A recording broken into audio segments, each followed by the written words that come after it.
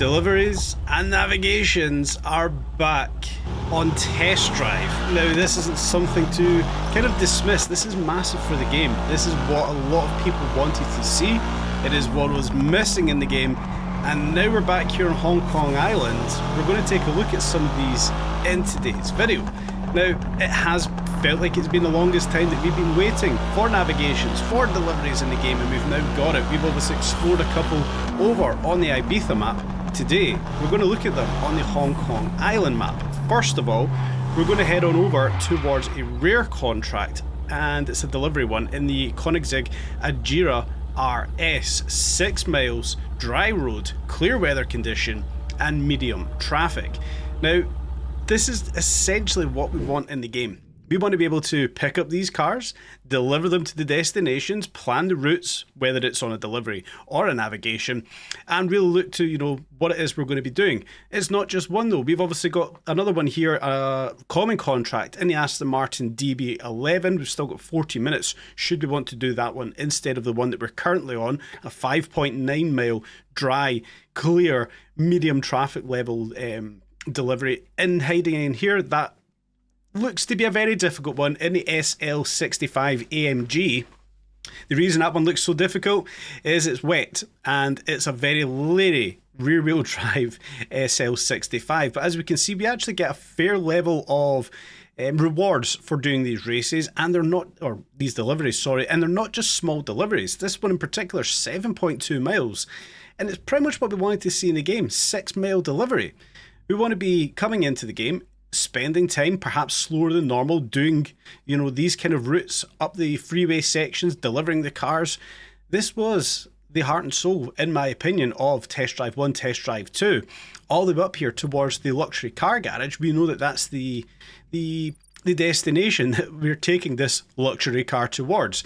The context of it, obviously, we're told about the race, we get the dialogue heading into it, and I think this has kind of been overlooked coming into Season 3. Here are the keys. The small monologues that we get coming into these missions, this takes me back towards TD1, TDU1 and TDU2. But actually coming into the game, relaxing, driving these different cars, obviously there's limitations to what we can do. This is what we wanted to see, and we've finally got it. I don't know where I'm going quite here. Oh, there's the exit up there. This is exactly what we wanted to see. Now, of course, we've got the restriction or the caution here of that percentage bar at the top of the screen. This is, of course, the damage level. If you guys are new to the Test Drive series, this is the damage level that we've got here. We need to keep that as close to or at 100% to maximise the payout for the delivery. So dipping a wheel off road is going to affect our delivery bonus. Crashing into something, it's heavily going to affect what we're getting in return for doing this delivery. Now we're being a little bit less leery than normal in the Koenigsegg right here. I want to play about with it because, for one, it's a car I've not driven in game just yet, and it also opens up the door. We've just done that delivery mission. I love driving that car. Do you know what I'm going to do? I'm going to go and buy that car, and that's again why I wanted to have the delivery missions in game. I thought we were going to clip that tree there, fortunately we just missed it, but it's more of a relaxed vibe, and for me personally, it helps me enjoy the game. Now, not to say it doesn't come with some issues, but this is the issues that I want to see in the game. The Ford F-150 just ahead of us here, we can't overtake it, there's no space, we can't cut across the grass because we will lose some of our percentage there. And of course, for some reason, the F-150's just stopped right here. We can see there's plenty of space for this to get into the traffic, but it's just sitting there. Now, although that's annoying, it's also beautiful. It's exactly what we want in the game. It gives somewhat of a real aspect to what we want in these deliveries. And I think it's cautiously beautiful that we've actually got that there. Come back onto the freeway, we open up the Agera, we can play about with this thing. We do get a little bit ambitious with it, we do get a little bit risky, but hell, that's the risk we're going to take. We can always come back and restart this mission after all. These are the kind of things I wanted to see in the game. This is what the game was missing. This was the life, the heartbeat of the game in previous series that I do believe was missing in this edition of Test Drive. So now having it back here as we do come up towards Aberdeen Tunnel, which we should all know all too well, having these back now in the game, it excites me. It fills me with a lot of encouragement to come back onto the game, maybe not come in and do some races, but come in and do some deliveries, do some navigations, and just enjoy what we've got here, because we have got, in my opinion, the basis of a fantastic game. Yes, there can be improvements, we're not going down that rabbit hole. There can be adjustments, but what we have so far, with the updates, especially what we've got now in Season 3, with them now bringing deliveries and navigations that we've spoken about, we've got to sit back and enjoy what we have now got here. If this doesn't bring you back towards Test Drive 1 and Test Drive 2, or you perhaps never played it, you know, that's another story, but for me this does bring me right back to the early days when I was a young boy, sitting in my mum and dad's house, playing Test Drive 1, playing Test Drive 2 with my brother. This is exactly what I remember. It's nostalgic, but it's also relevant, it's modern, it's current, because we're now in 2025, it's on an updated game, with updated cars, with a new map. I love it. I genuinely love it, guys, and I hope you are enjoying it too. If there's something that can be improved, or there's something missing that perhaps I haven't spoken about, guys, let me know in the comments section. For me, I think they've done a stellar job with most of the delivery missions. We of course highlighted the issue with the Lamborghini Diablo, but it's not there in every game. It's not there in every delivery. I'm enjoying it. Now, we've just ranted all the way through that delivery mission right there. Unfortunately, this is one thing I don't like, where we've delivered it has to be right in the box, that's fine. But we've managed to deliver the Agera RS at 100%, so we've completed that contract at 100%. We're going to get a full payout, and the payout is astonishing for some of these deliveries.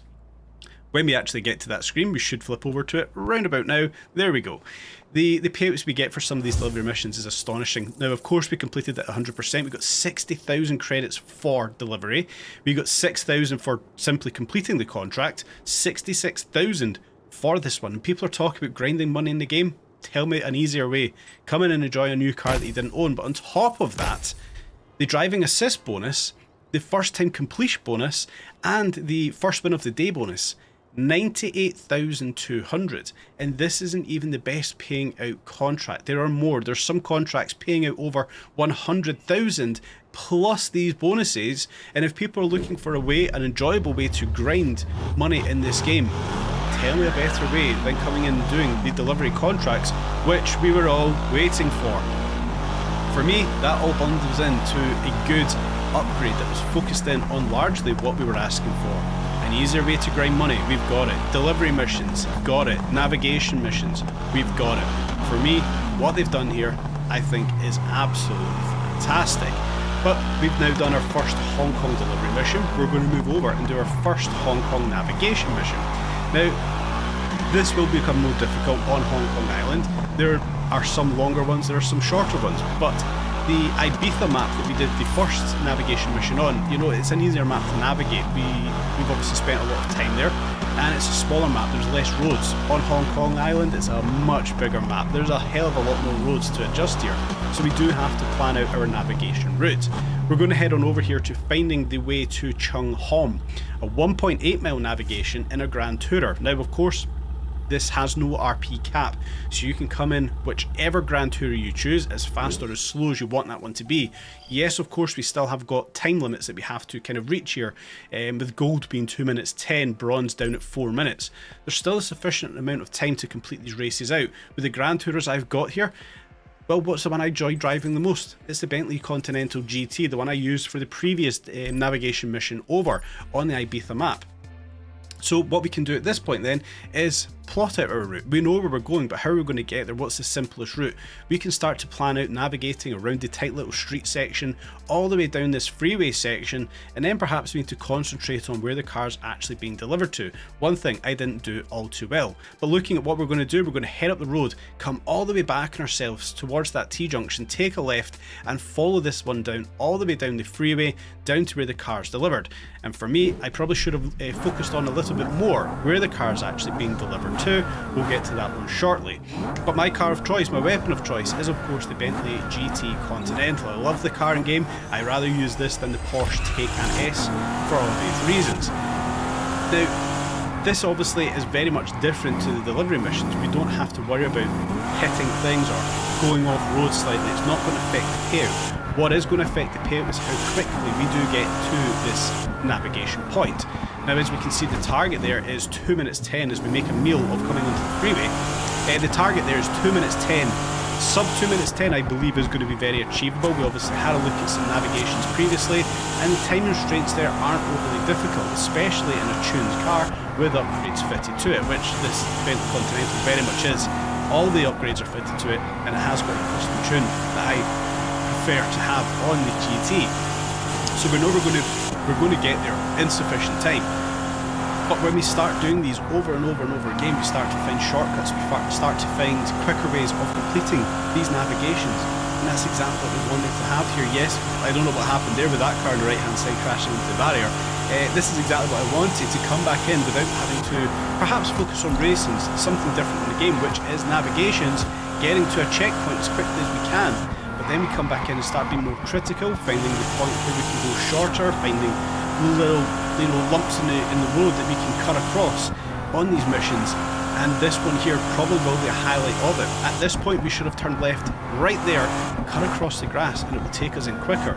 But I didn't focus in on that when we came down here. I focused in on coming in the roadway, and the roadway is coming in longer. There is shortcuts to these ones, but that's the beauty of coming back in and discovering these navigation races. Following the compass, yes, it's probably going to be the best way of doing it, but if you come back in and rinse and repeat, we actually would have cut across the freeway onto this very part of the road, and we can see we're already at the navigation endpoint on the left hand side of the screen right there. That's where we're heading towards, parking the car, completing it well within the time limit. 1 minute 57 in fact it was, we completed it there, so well in the time limit, 13 seconds to spare. And we already know we can be faster. The payout, 50,000 credits. The first time completion bonus, of course, 8,700. The drive assist, 5,916. So 50,000 credits again for doing a very quick, simple navigation mission. On top of that 100,000 that we just earned, there's 150 grand straight off the back. And of course, we can see it is looking competitive doing these delivery missions. All the way up to 1 minute 22 from Cooler Man in the Bentley GT Continental. So there is, yes, creating a bit of a competitive atmosphere towards the navigation mission, which is perfectly fine. Maybe you don't want to focus in on that, maybe you just want to come back in and enjoy them. That's perfectly fine as well. It's exactly what I've been doing. I've personally not focused on doing them as quickly as possible.